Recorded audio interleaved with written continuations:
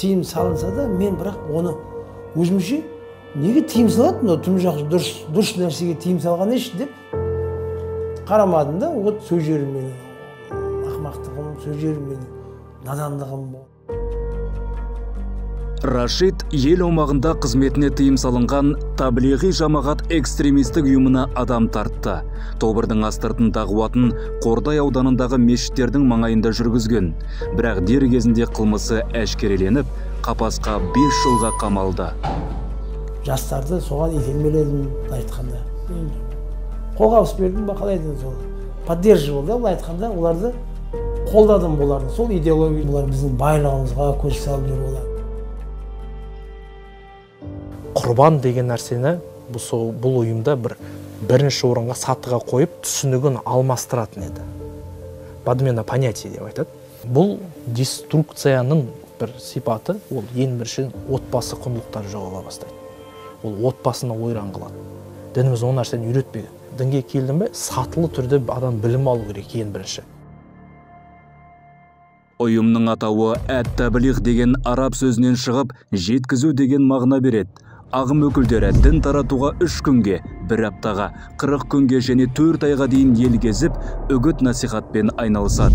Бұлар ресми медреселерде білім алуға құлықсыз, отбасын айлап, жылдап тастап жүре береді. Өзге ағымдар секілді бұл ұйымның да іс-әрекеттерімен айтқан сөздері қабыспайды. Пәкістандық үлгідегі киімдерді киюмен ерекшеленеді. Жекелеген елдің идеологиясын дәріптейді. Тазалықты мүлде сақтамайды. Әлем сарапшылары, таблиғтар лаңкестік жолға адамдарды дайындайтын бастапқы саты деген ұстанымда. Рашид 2005 жылы көршілес Өзбекстаннан Шығыс Қазақстан облысына көшіп келген көп қандастың бірі. Кейін Жамбыл облысына ойысып, таблиғтардың торына түседі. Отбасынан алыстап, дорбар қалаған дағуатшылардың соңынан ереді. Көшеде кездескен адамға тап беріп, кәлима айтуын талап етіп, дойыр догмамен талайларды адастырады, одан қалды әр үйдің есігін қағып, шырқын бұзады. Қырғызстанда көрші мемлекетте бұл ойынға ресми тыйым салынбаған, бірақ бұлардың ішіне шыққан жаңағы, олар 2017 жылы тыйым салынған Яқин Инкар деген белгілі ұйым бар. Біздің елімізде де бұл экстремистік ұйым болып саналады. Яқин Инкар, олар өздерінен өзі пайда болған ұйым емес, бұл таблиғ жамағаттың ішінен шыққан ұйым. Олар мысалға таблиғ жамағат кей кезде араларында жүргендер жоқ, біз сөзбен ғана жеткізуіміз деген болса, бұлардың араларында оған келіспейтін болды, қарулану керек. Енді күшпен жеткізу керек дейтін бір белгілі азаматтар топ пайда бола бастады. Сол кезде әрине ол мемлекетте қазір мысалға бұлар назарын қарап отыр. Дін істері комитетінің сараптамасы бұлардың Фазаил Амали кітабына талдау жасады. Ол адамның жігерін жасытып, рухын сындырып, рационалды ойлауын шектеуге бағытталған деген қорытынды шығарды. Сондай-ақ онда шейхтарыңа сөзсіз табыныңдар деген ойда айтылады.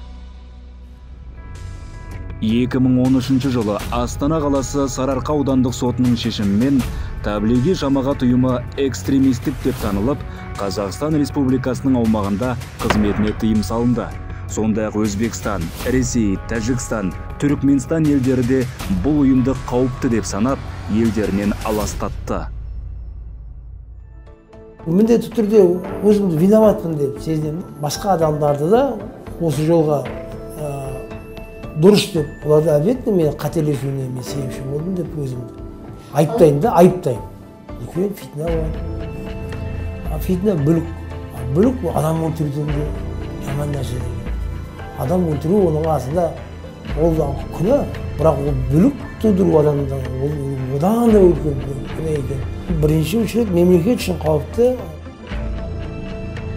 53 жастағы азамат қазір түрмеде теологтардан сабақ алып жүр. Бостандықта оқымаған кітапты қапастап парақтап бастады. Надандық пен қараңғылықтан құтылатын жолды іздеуде, бірақ жылдар бойы санасына сыналып кірген уды шығару мамандарға оңайға соқпауда.